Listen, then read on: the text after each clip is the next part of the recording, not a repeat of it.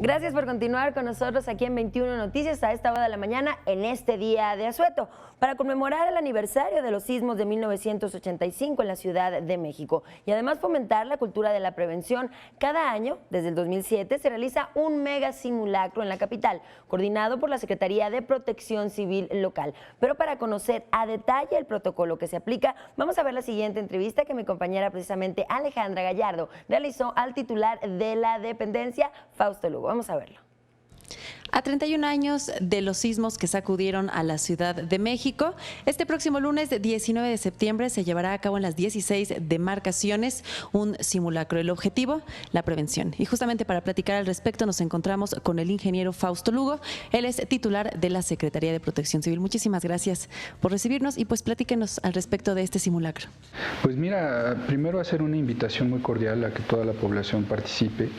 Es un buen momento para ejercitar sus planes familiares, sus programas internos de protección civil que tengan en sus inmuebles y obviamente revisar las condiciones que ellos mismos tienen de desplazamiento, hacer el protocolo de repliegue en caso de que estén en pisos superiores al primer piso, o hacer el protocolo de evacuación si están en planta baja, en primer piso y les da tiempo, considerando que tenemos una ventaja de 40 segundos una vez sonando la alerta sísmica, es el tiempo que vamos a tener para hacer la evacuación o hacer un repliegue correcto. Una vez concluido el minuto que estamos considerando de efecto de sismo, una vez concluido eso, se proceder a hacer la evacuación del inmueble para que obviamente las brigadas que están compuestas en el caso de inmuebles del gobierno de la ciudad o inmuebles particulares, las brigadas pasen a hacer la verificación del inmueble y después hacer ya el regreso a la normalidad del inmueble. Entonces es una buena oportunidad para que toda la población siga practicando, siga ejercitándonos. No sabemos cuándo va a ser el próximo sismo importante para la Ciudad de México, pero lo que sí sabemos es qué hacer.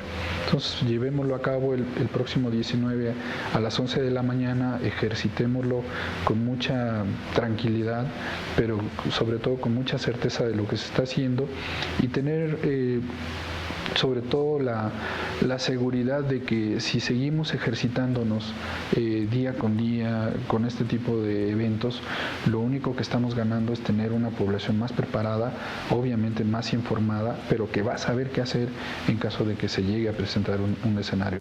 Nos decía, ingeniero, hace unos momentos de tener nuestro propio simulacro en casa, inclusive en los lugares pequeños de trabajo. ¿Cuáles son los aspectos que debemos de tomar en cuenta para llevar a cabo este simulacro? Pues mira, tener su plan familiar en caso de que estés en casa habitación es muy importante. El plan familiar da cuenta de muchos aspectos, pero los más importantes es ubicar una ruta de evacuación, tener identificadas las zonas de menos riesgo, justamente para ser el lugar, en caso de que no podemos hacer la evacuación, va a ser el lugar en donde vamos a estar ahí pendientes hasta que concluya el sismo.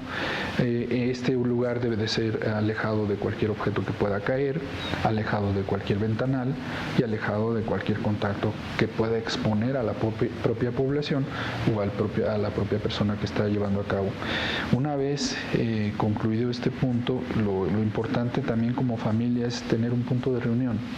Si hay un sismo y todas las personas están en diferentes puntos, pueden fallar. Entonces lo más importante es decir, nos vamos a ver en Tlatelolco o en la Plaza de las Tres Culturas a 2 horas después, dando un tiempo para que todos se pudieran aproximar al punto de reunión que se haya definido, o el Zócalo de la ciudad. O sea, hay muchos puntos donde la población se puede identificar y definir como un punto de reunión en caso de que haya un desastre.